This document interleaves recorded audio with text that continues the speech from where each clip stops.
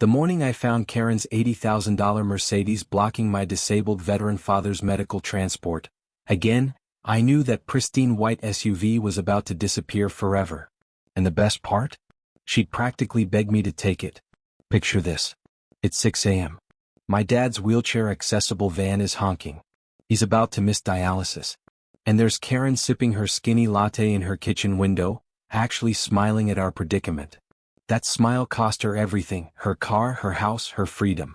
And wait till you hear what her own husband did when he found out. What would you do if your HOA president turned your life into a living hell? After 47 blocked driveways, revenge served ice-cold tastes even better than you imagine. My name's Marcus Castellano, 45, construction contractor who made the cosmic mistake of inheriting Grandma's house in Pine Valley Estates. Now, Grandma Rosa was a legend. Back in '92 she fought the HOA formation with the fury of 1,000 Italian mothers, calling it legalized extortion by bored fascists. God, I miss that woman's wisdom. 3 months ago, I moved in with my pregnant wife Deborah, 8 months along and still teaching 4th grade, and my father Anthony, a Vietnam vet who's been wheelchair-bound since a construction accident triggered old shrapnel wounds. This man built half of Phoenix with his bare hands before his spine gave out, and all he needed was a simple ramp to visit his grandkids. Enter Karen Whitmore-Stanton, the human equivalent of an HOA violation notice. Technically legal but morally bankrupt. Day 3 after moving in, this 5-foot tornado of suburban fury clicked across my driveway in $800 heels, trailing enough perfume to violate the Geneva Convention. That structure needs architectural approval, she announced, pointing her French manicure at Dad's temporary wheelchair ramp like it was a crime scene. My dad needs this ramp, I explained, watching her tap that screen like she was launching nuclear codes. The committee meets in 6 to 8 weeks, she smiled. The kind of smile that makes sharks nervous. I'm sure he can manage until then. That night, Dad tried the stairs and nearly cracked his skull when his arms gave out. So at 7 a.m. I rebuilt that ramp with every power tool howling. By 7:15 a $500 fine appeared on my door, the paper still warm from her printer. But here's what I didn't know yet about Karen. She wasn't just some bored housewife playing dictator. This woman was a real estate agent who turned our HOA into her personal lead generation machine. Her white Mercedes GLS 450 with its rules for the vanity plate serving as a mobile advertisement for her power. 2 weeks later, Karen declared war on my livelihood with a smile sweeter than cyanide. I was loading my F-250 at dawn when she materialized beside me like Satan in beige polyester. Marcus, we need to discuss your commercial vehicle situation. The way she said commercial made it sound like hazardous waste.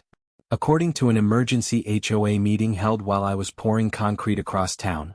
Funny how emergencies always happen when I'm gone. All commercial vehicles now required screening from street view within 30 days. Daily fines, $100. My work truck, the one feeding my family, was apparently a visual terrorist attacking property values. That evening Dad watched me pace the kitchen. Boss is playing dirty, he observed.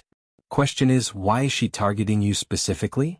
The next morning revealed the answer. 3 Stanton construction trucks parked brazenly on our street, their commercial logos bigger than billboards, completely unmolested by HOA fines. Richard Stanton, Karen's husband, my biggest competitor who'd mysteriously won every municipal contract I'd bid on lately. The pieces clicked together. She was using HOA rules to eliminate his competition. I spent 7 days building an airtight case. Time-stamped photos, GPS coordinates, enough evidence to bury them both. The next HOA meeting, I walked in with a phone full of evidence. I moved to address selective enforcement of vehicle codes, I announced, hijacking the projector before anyone could stop me. The room gasped as images filled the screen. Stanton trucks violating every code Karen had cited me for. Karen's face cycled through 50 shades of rage. Those are temporary work situations, she sputtered. Yours is permanent. But my real ammunition came from Ethel Morrison, 82 pounds of pure rebellion wrapped in a grandma disguise. She intercepted me in the parking lot, shoving a manila folder into my hands. Your grandmother was my best friend, she whispered. Article 15, sweetie. Read it tonight. The documents revealed Grandma's genius. A grandfather clause protecting all pre-existing property uses from future HOA restrictions. Our property had run Rose's landscaping since 1973, making my truck untouchable, making Karen's fines worthless. Karen's revenge started at 5:47 a.m. on a Monday. Her white Mercedes sat diagonally across my driveway like an $80,000 roadblock. My 6:30 meeting with the Johnsons, a $40,000 bathroom remodel, was ticking closer while I waited for cops who arrived at 6:25, just in time to watch Karen materialize. "Oh Marcus, I had no idea you needed to leave." The missed meeting went to Stanton Construction. Tuesday she blocked my concrete delivery. Wednesday she trapped Dad's medical transport for 38 minutes. Thursday nearly broke me. Deborah, 9 months pregnant, stuck behind Karen's Mercedes while having contractions that turned out to be false labor induced by pure rage. Each time Karen moved moments before legal consequences. Thursday I spotted why, a police scanner app glowing on her phone. Friday evening changed everything. Dad held up our water bill. "Someone's reading our mail," he announced. "See the adhesive? Steamed and reglued." That's when the pattern hit me. Karen knew our appointments, our schedules, our entire lives because she was intercepting our mail. Mail theft was a federal felony, 5 years in prison. Weekend turned me into a suburban spy. I installed a hidden camera disguised as a landscape light, aimed at our mailbox. The trap, a fake appointment letter from Johnson Medical Group for Tuesday at 2 p.m. Monday's footage was beautiful. Karen in her yoga outfit photographing our mail at 6 a.m. before pocketing the medical decoy entirely. Tuesday at 1:45 her Mercedes blocked my driveway. I let her marinate for 20 minutes before approaching. "I need to leave for my appointment," I said sweetly. Her smirk could have curdled milk. "What appointment?" I held up an identical envelope. "The Johnson Medical Group one.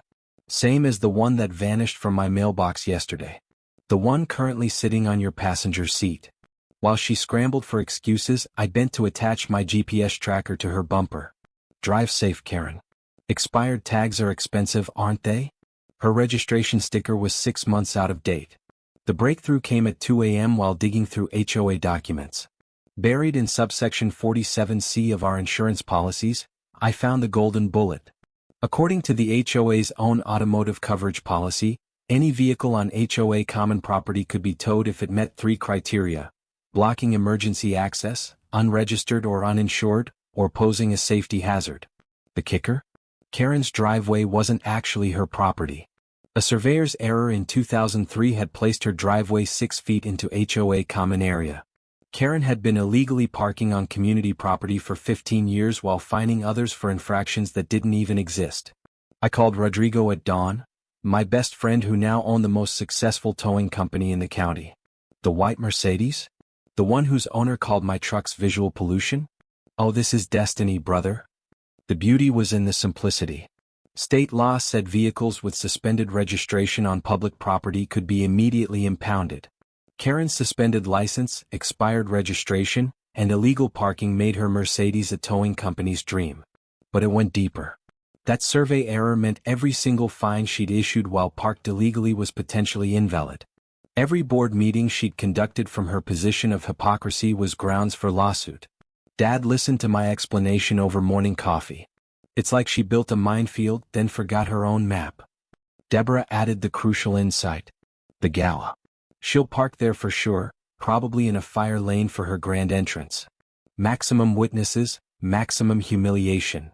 The annual HOA gala was Karen's coronation ceremony. 300 people would attend, including local media. Karen must have sensed danger because 3 days before the gala, she launched a desperation offensive. I found my truck on blocks, all 4 tires slashed. Hidden camera footage showed Karen's distinctive French manicure gripping the knife. Then came calls from my biggest clients. Someone sent us disturbing information about your business practices. An anonymous blog with photoshopped images, hosted on the HOA's official website server. She'd literally defamed me using HOA resources. 5 clients canceled within 2 days, over $200,000 in lost contracts. She was trying to bankrupt me before the gala. Thursday brought the cruelest blow. Deborah called sobbing from school. Someone called CPS again. They pulled both kids out of class, interrogated them, asked if mommy and daddy ever hurt them.